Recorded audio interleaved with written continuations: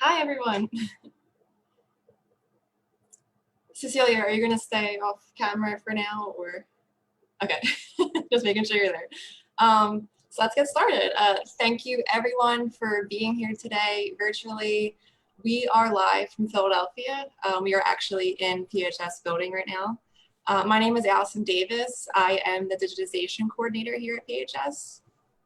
And I'm Cecilia. I am the archives technician. Cecilia is our primary scanner and dedicates about 30 hours a week on average to this. Once scanning is complete, I then handle the post-production and delivery of the files. Before we begin, I did want to let everyone know we will be recording and sharing out the video of this presentation at a later date, which is what we do with all of our PHS live sessions. And please place any questions you have in the Q&A at the bottom of the screen, and we'll get to them at the end of our presentation. Our colleagues, Gabriella and Charlene, hi guys, will also be helping out today with moderating and answering questions.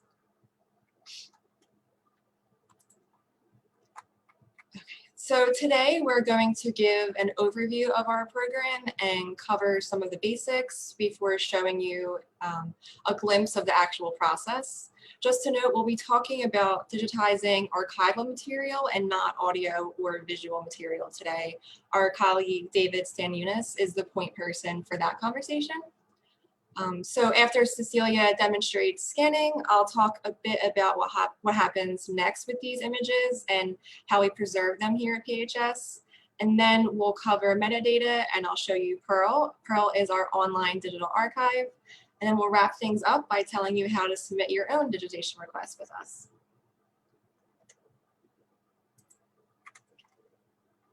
So our current program began in 2014 after 60 years of capturing microfilm as the way of preserving copies of records. The push to embrace digitization and leave behind microfilm had a few reasons.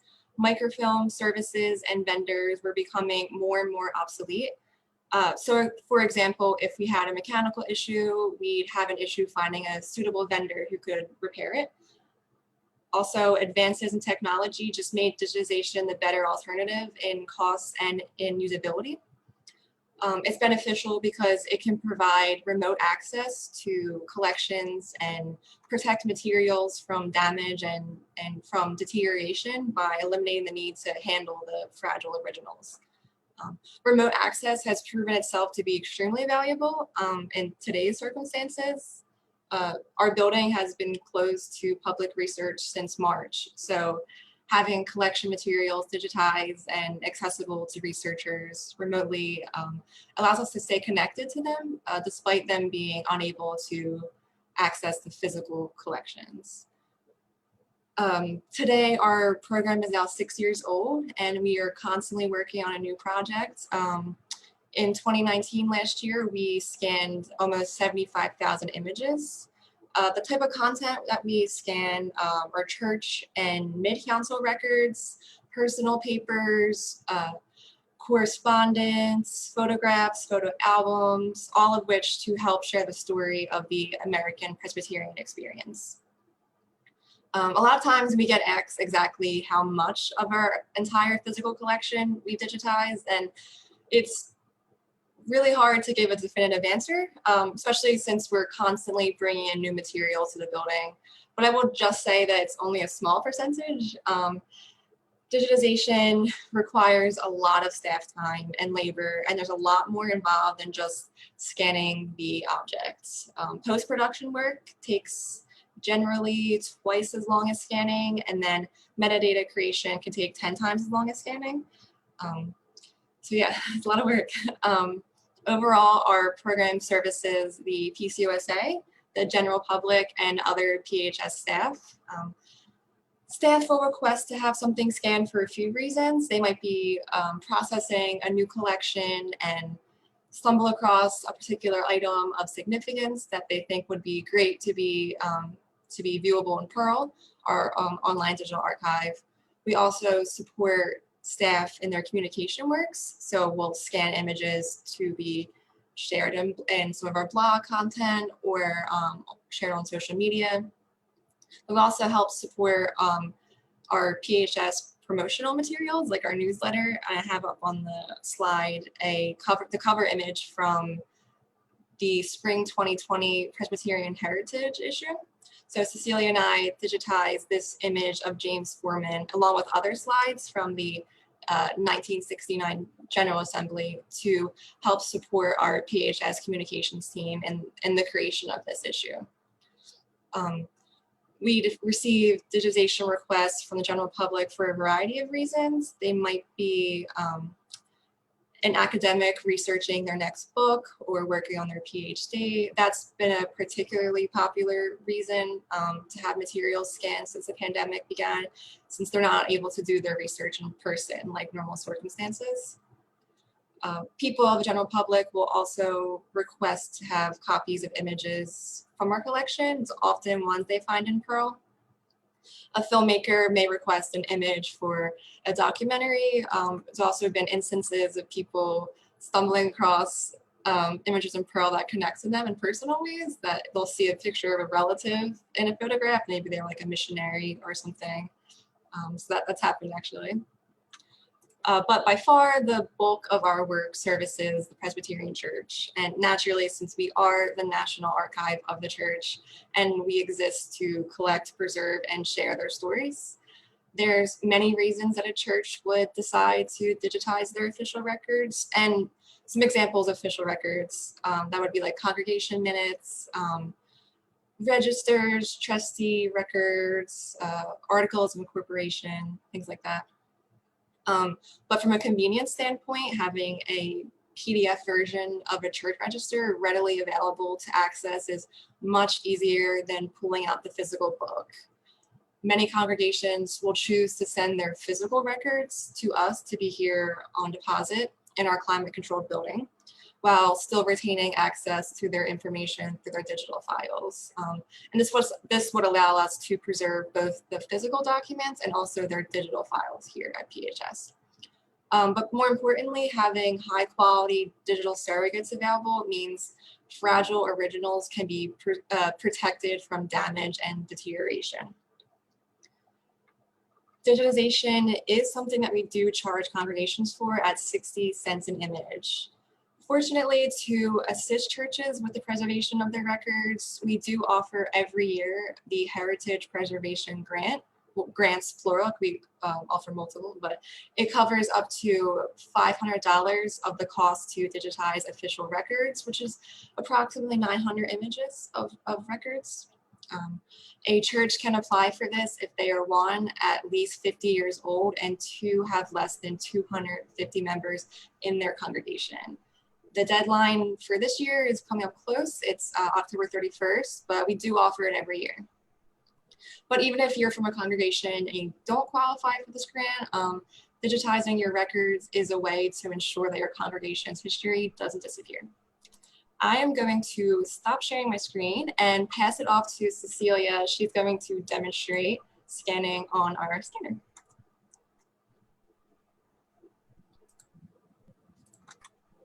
Okay, hi guys.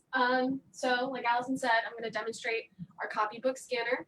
Our copybook scanner is a planetary scanner, meaning it shoots from above. Basically, the way this works is it takes a photograph of whatever's on the flatbed here.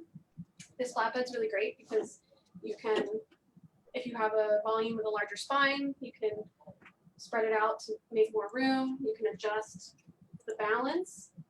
So as you're scanning through a larger book, you can flip the scales so that the spine doesn't get as much damage. The example that I'm using is a book of session minutes from First Presbyterian Church in Rincon, Puerto Rico. As you can see, the spine is kind of, it's an older volume, so the spine isn't in the best condition. This overhead scanner really allows you to be gentle with the volume while you're scanning it. So as we're working, we can see it on that computer there and also a small screen over here. And one of the really nice things about this is it's very fast.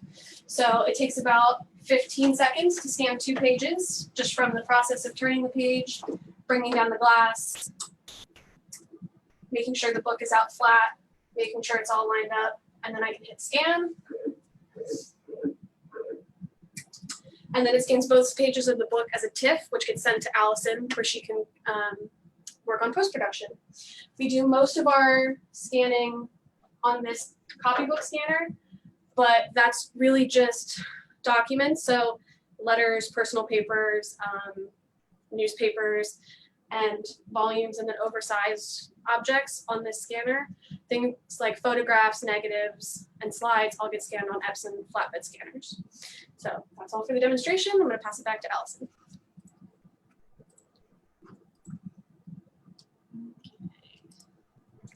All right, thank you, Cecilia. So since the volume Cecilia used to demonstrate was already digitized, I can show you what the finished product would look like. So what we're looking at here is the digital surrogate of the book that Cecilia just held in her hands in the form of a PDF. So I'll scroll through a little slowly and let you guys look at it.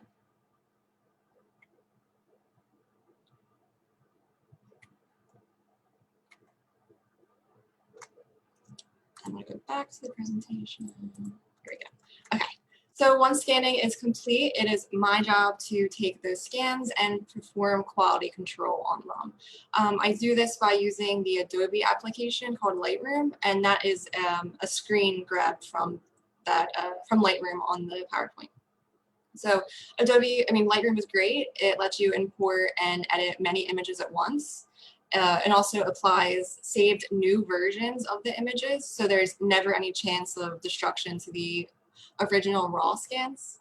Commonly, when I'm in Lightroom, I'm only cropping and straightening the images to make them look neater. I do also check the images for blurriness, missing pages, any type of discoloration or lighting issues, but Cecilia is an excellent scanner, so that makes my job pretty easy on this part. But all of the quality control work is to ensure that we're delivering the best product as possible. And then once all of the images have been reviewed, I compile them into a PDF, which is what I just showed you guys. If a book or a document has type text, we are able to OCR the document, which means OCR stands for optical character recognition, which just means that it'll be text searchable. So that's for type text only and not for handwritten material. We do try to keep our file naming structure as consistent and informative as possible. So we'll take some sort of description of the item and make sure it's visible in the file name for easy identification. So in the case of the book that Cecilia demonstrated with, that file name is 19-0433_1 session minutes 1908 1939. So the 190433 refers to the accession number. So that allows staff to identify in our Shepherd database that volume of minutes directly relates to a church in Rincon, Puerto Rico. The 01 indicates that it is the first volume in the collection of records, and the session minutes and date range just tells you what the content is before you even open the PDF. Another example of a file naming structure would be RG51_B3_45. That just indicates that the digital files relate directly to the physical file from record group 51, box 3, folder 45. When a patron, whether that be a member of the general public or a congregation, requests to have records scanned, we deliver them copies of our digital files, usually via a Dropbox link. That just allows for an easy download. And then we here at PHS preserve the master files. So PDF-A is our master file for textual documents, and then for images such as photographs or transparencies, they are preserved as TIFFs. As in good digital preservation practice, we have copies stored in multiple locations across cloud-based backups and network-attached servers. We also equip digital preservation tools such as bagging and checksums to ensure that our digital files will be accessible over time, regardless of technological changes. One last thing I did want to mention is that whenever there is digitized content available here at PHS, we will indicate so on the physical items catalog or database record. That's just a screen grab of an example. So if you're searching in Calvin or Shepherd and you see a note that says digitized versions of all or parts of this collection are available at PHS, that just means we had digital surrogates created already. If the said content was available in Pearl, there would also be a direct link to where you can view the material immediately. Next, I will talk about metadata. A very simple way of understanding this is that it's data about data.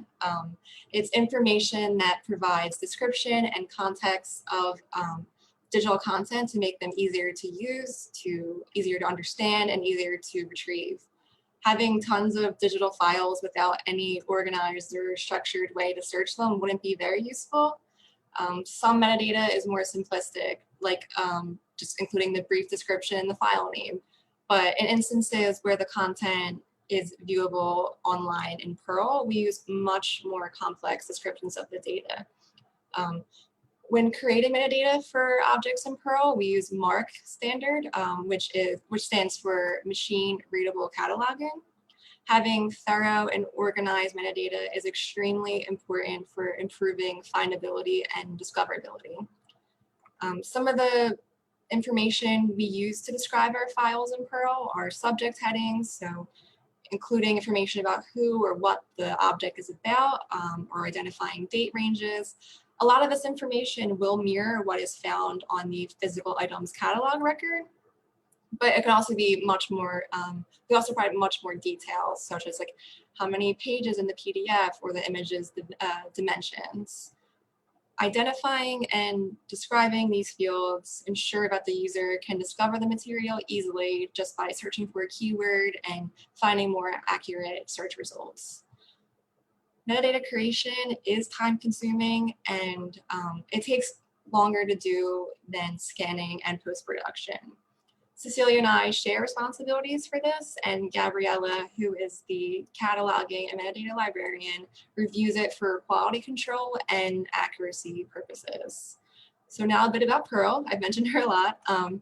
Pearl is our digital repository and has been in existence since 2014.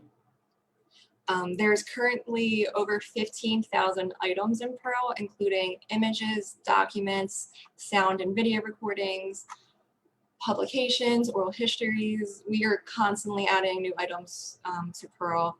Pearl is built using Islandor's Digital Asset Management System, or DAMS. And Islandor is a software framework that provides tools to manage, preserve, and provide access to digital content. Pearl is a great example of how digitization is a tool for access. We're able to make available to as many eyes as possible fragile materials and materials that have historical significance, and people can just access them from the luxury of their own computer or phone. I do want to emphasize that not everything we digitize is available in Pearl. Generally, records of churches and mid-councils, when they're scanned, they are not added to Pearl because there's often issues of access restrictions and privacy, but also the content is large in size and would eat up like too much storage space on our website. But like I mentioned before, those digital files are being preserved here at PHS or our network storage. I'm going to switch my screen. Just give me 1 second, and I'll show you the actual website of Pearl. So this is the homepage. I'm just going to briefly highlight some of the content, but if you're looking for a more thorough explanation of this, I do urge everyone to go back and view one of our earlier PHS live sessions hosted by myself and Gabriella, where we spent the entire session talking about Pearl. Cecilia's putting a link in the chat, thank you. And at that session, we highlighted some of our interesting content and we offered tips on searching the catalog. So this is the homepage here. Like I mentioned before, we're constantly adding new items and new collections to Pearl. On the bottom of the homepage, there is a recently added items section, so you can check back periodically, see what we added. There's also a preview of some of the collections that we have. We have 66 curated collections in Pearl. Most of them are organized by themes, such as mission history or education, church history. All of the content in Pearl is guided by our digital collections policy, which you can read about when you click on the About tab. I have it open here. It's pretty lengthy, as you can see, but ultimately we emphasize preservation, access, and outreach. So digitizing items that are popular and of high research value, but also items that are fragile and ways we can use digitization as a tool to reduce handling. So this is the full policy here. Just going through very quickly. I pulled up 2 records in Pearl just to show you examples of some of the content we have in there. So what we're looking at here is a letter from Benjamin Franklin to John Witherspoon. It is much safer for the preservation of the physical document for researchers to view this digitally in Pearl rather than handling it in person. So you can read this PDF in the viewer here. You can zoom in as well. And then below the viewer is where you'll find the description or metadata of the object. So you'll find some copyright information, when it was created, a brief description, some subject names. Anything on Pearl that is colored red, that means it's hyperlinked and you can click on it to be brought to more search results. So if you were interested in finding more results about John Witherspoon, you could just click his name here. I preloaded all the tabs, but you can click his name here and be brought to a search result page and find more content in Pearl that relates to John Witherspoon.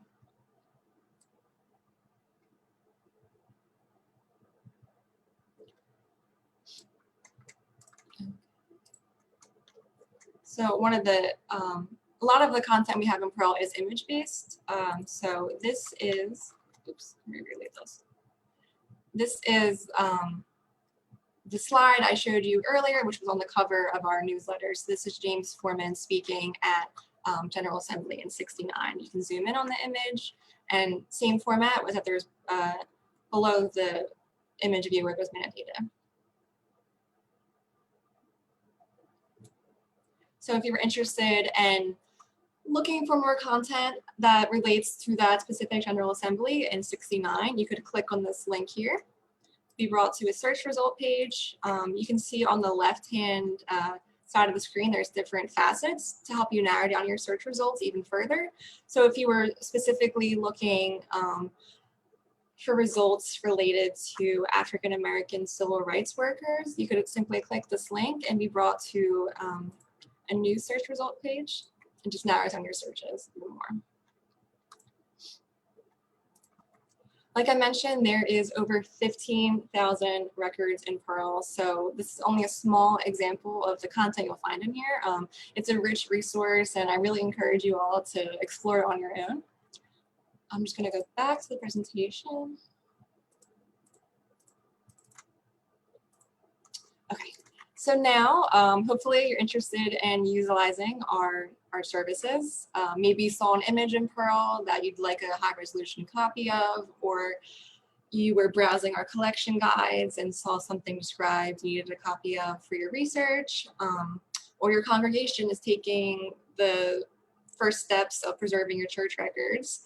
First of all, that's great, but regardless of your reasonings, your first step is definitely be to contact us here at PHS. And the easiest way to do so is by emailing our reference account. And I have their contact information up on the screen.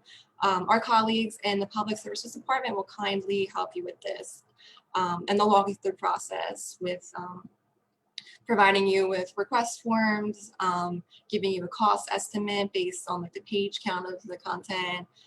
If you have any copyright questions, if you were to like want to publish one of our images in your publication, they'll be there to answer any of the questions you can think of. And for congregations who are interested in digitizing their own materials with us, there's definitely steps needed to take before shipping them here. So I recommend consulting this digitization page on the website, and there's a step-by-step guide on preparing your records before they reach us. Okay, so thank you for everyone for tuning in today, whether that be via Zoom or Facebook. We really appreciate your interest and your enthusiasm. Our contact information is up on the screen, along with the link for donating to PHS. The next session is in 2 weeks on October 22nd, yeah, and it'll be a conversation with Reverend Charles Howard. He's a university chaplain at UPenn, and he'll be having a conversation about Black theology and its role in mass movements of the past and today. So now we'll take a few questions, if there's any in the chat. I haven't really checked, so thank you guys. Thank you guys. So we don't have any questions currently in the queue, unless we have some from Facebook. So we can also just open it up right now. And if you guys have questions, you can put them in the Q&A. And then I will read them aloud to these guys because you can't interact directly, unfortunately.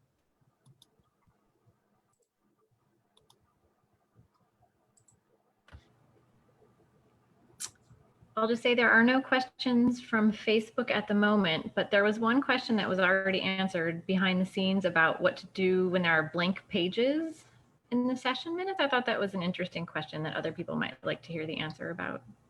You said blank pages? Blank. Yeah, so if there's blank pages, we just skip them. And if they're, like, for example, like session minutes, those books are like numbered in numerical order. So we will skip them and then record that we skipped them. So we'll provide you with a document that has like a history target. So if there's anything missing, it's not like we skipped it on like by accident, that, you know, it was a intentional move. Greg Murray asked, he said, I missed your metadata workflow. You mentioned Mark, but do you enter data into Islandora or what? So there's 2 ways to ingest content into Islandora. Me and Cecilia, we do it manually, so we enter the metadata like by hand. There's also batch ingesting. Do you want to take that, Gabriella, or no? Briefly. You're muted.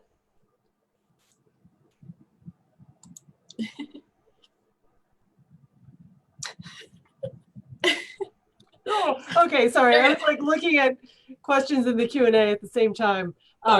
Yeah, so we can also, like Allison said, you can enter metadata right into Islandora, but for, you know, if we have a set of 200 records, these guys can also create metadata in a CSV file. So we just use Excel spreadsheets that are mapped to our metadata profile.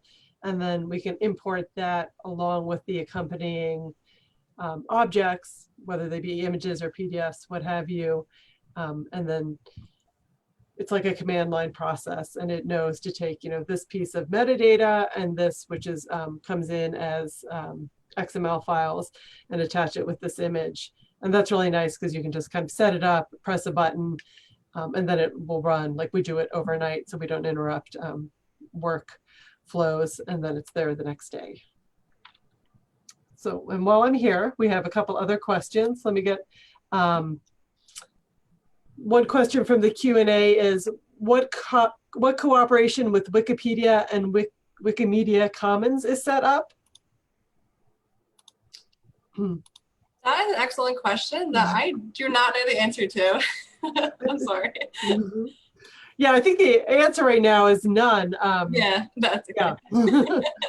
So if you have some ideas or suggestions about that, you know, we'd be interested to hear them. It's not something we've explored. Cheryl asks, when you enter items in Pearl, do you then link them to subject categories? Subject category. Do you want me to repeat it? I just need subject categories clarified a little bit. I think it probably means like subject headings, but Cheryl, if you want to kind of indicate a little more what you mean by subject categories. I'm thinking you mean subject headings, but maybe you also mean like themed collections, which we do have in Pearl. So if it's one of those two, I would say we do assign subject headings. Yep. Okay, she's saying broad categories like themed collections. So that was her question. Yeah, so when we put those into Pearl, we automatically ingest them into one category, and then we'll go back and we'll share them with other collections. So for example, if it's a photograph of domestic mission work relating to education, that'll get put in domestic missions and then also into education. Thank you.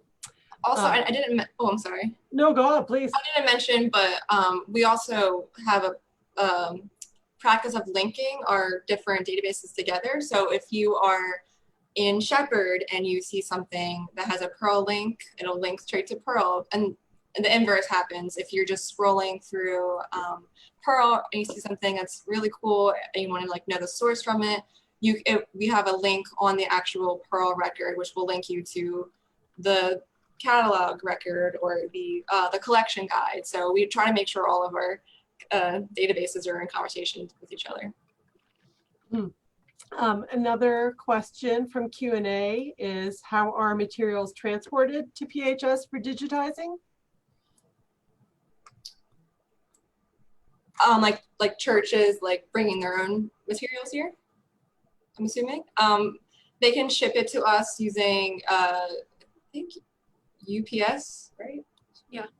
Yeah, on the UPS or FedEx, whichever. yeah, whatever has a tracking service, but there are, you're definitely going to want to contact us first to make sure you're sending records that are like official and that, you know, need to be archived.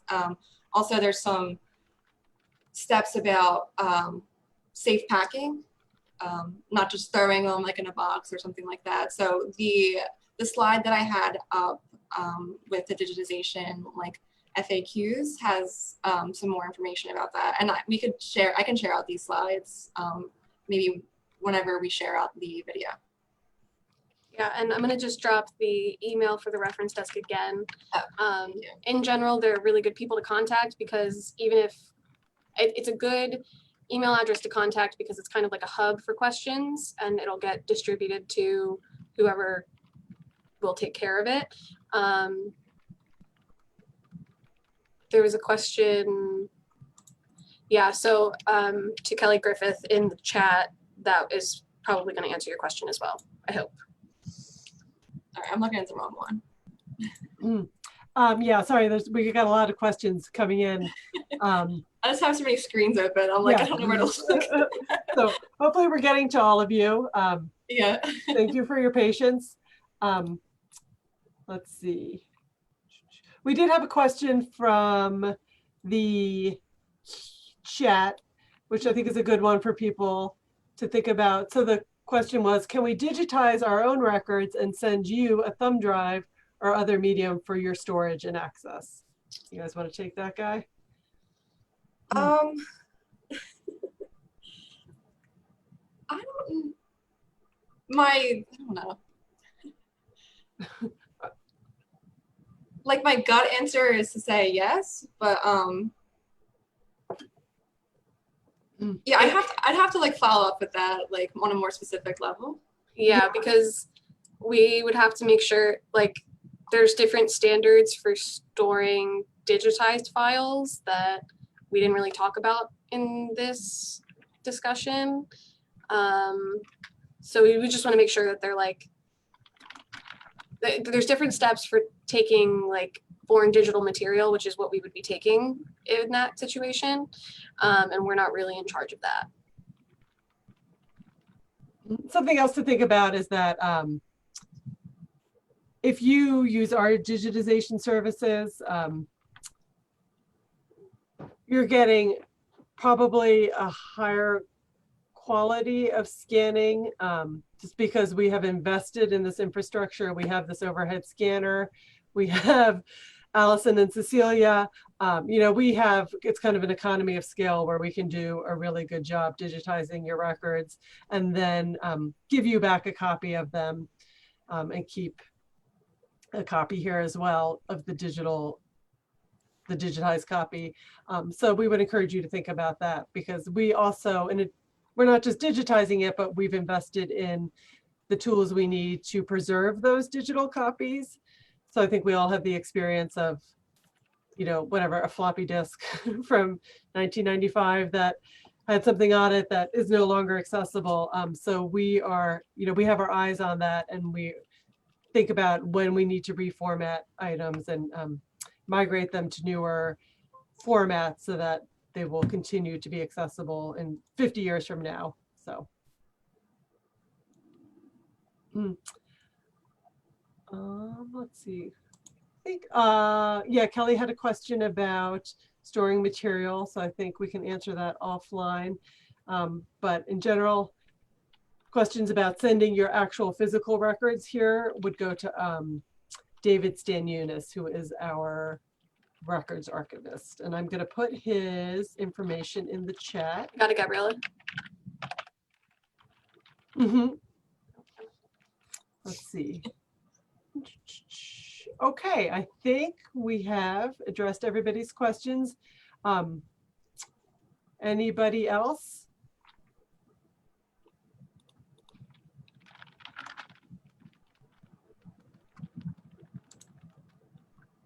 Okay. Going. Okay, well, we thank you very much for joining us. I'll come back on as a human being. Thank you very much for joining us. Thank you so much to Allison and Cecilia for their great work explaining our digitization program. And please, contact RefDesk if you have any follow-up questions after this. And please join us in 2 weeks for our next PHS live session. Thank you. Thank you everyone for coming. Thanks.